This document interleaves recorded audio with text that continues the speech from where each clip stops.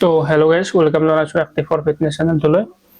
Assam police SIৰ এক্সামৰ কাৰণে কি কি ষ্টেপ হাতত ল'ব তাৰ বিষয়ে আমি এই ভিডিঅ'ত কথা পাতিম। তো এই ভিডিঅ'টো সম্পূৰ্ণ শেষলৈকে চাই থাকিব, বহুতখিনি সহায় হ'ব বুলি মই ভাবোঁ। অসম পুলিচ SI এক্সাম কেনেকৈ ক্ৰেক কৰিব, আপোনালোকে যদি গোটেইখিনি কথা গম নাপায় বা 6-7টা মেইন ফেক্টৰৰ ওপৰত আজি আমি এই ভিডিঅ'ত কথা পাতিম। তো সকলোতকৈ প্ৰথমতে হৈছে এক্সাম পেটাৰ্ণটো আমি জানি ল'ব লাগিব। প্ৰথমতে আমি সকলোৱে জানো, প্ৰথমতে ৰিটেন টেষ্ট হ'ব, ৰিটেন টেষ্টৰ পিছত ফিজিকেল হ'ব, ফিজিকেলৰ পিছত ভাইভা হ'ব। তো এই এক্সাম পেটাৰ্ণটো যদি আমি জানি লওঁ তেতিয়াহ'লে আপোনাৰ কাৰণে SI এক্সামটো সহজ হৈ যাব। তো প্ৰথম কথা হৈছে আপোনালোকে ৰিটেন এক্সাম, তাৰপিছত হ'ব ফিজিকেল টেষ্ট, PAT PST আমি সকলোৱে জানো, তাৰপিছত ভাইভা হ'ব। তো এইখিনি তাৰপিছত আহিল চিলেবাছ কি আহিব। তো মেইন যিখিনি চিলেবাছ, সেই চিলেবাছখিনি আপোনালোকে কভাৰ কৰিব চেষ্টা কৰিব। GK থাকিল, অসম হিষ্ট্ৰী থাকিল, পলিটি থাকিল, current affairs, maths, percentage, ratio', time and work. তো ৰিজনিঙত থাকিল চিৰিজ, এনালজি, কোডিং, ডিকোডিং। তো এইবিলাক থাকিলে তাৰপিছত থাকিল কিমান ঘণ্টা আপোনালোকে পঢ়িব। যদি আপোনালোকে 1 ঘণ্টা দিয়ে GK আৰু কাৰেণ্ট এফেয়াৰ্ছৰ কাৰণে, তো 1 ঘণ্টা মেথছ আৰু ৰিজনিঙৰ কাৰণে এই 2 ঘণ্টা দিব লাগিব। আৰু বাকী আপোনালোকে ৰিভিজনত টাইম দিব লাগিব।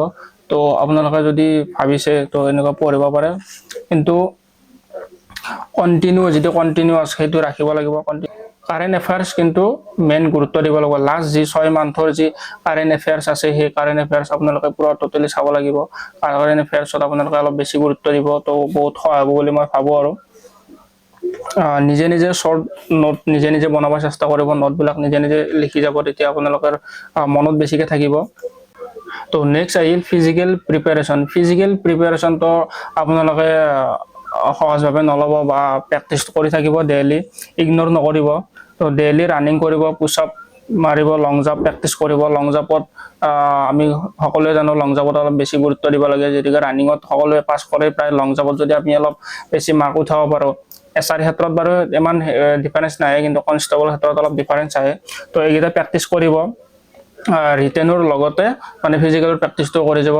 এনেকুৱা কি হয়, ৰিটেন যিবিলাকে প্ৰেক্টিচ কৰে বেছি, তেওঁলোকে ৰিটেনে বেছি প্ৰেক্টিচ কৰে, আৰু যিবিলাকে ফিজিকেল বেছি প্ৰেক্টিচ কৰে তেওঁলোকে ফিজিকেল প্ৰেক্টিচ কৰি যাই থাকে। তো সেনেকুৱা এটা দেখিবলৈ পোৱা যায়। তো দুয়োটা সমানে পাৰ কৰাই নিব আপোনালোকে। নেক্সট আহিল মক টেষ্ট সপ্তাহত প্ৰায় 2টা হ'লেও মক টেষ্ট আপোনালোকে কৰিব। আৰু আগৰ যি পেপাৰ আছে, প্ৰিভিয়াছ ইয়াৰৰ পেপাৰ, সেই পেপাৰবিলাক ছল্ভ কৰিব চেষ্টা কৰিব আপোনালোকে। তো স্পীড বাঢ়িব আৰু কনফিডেন্সটো বাঢ়িব।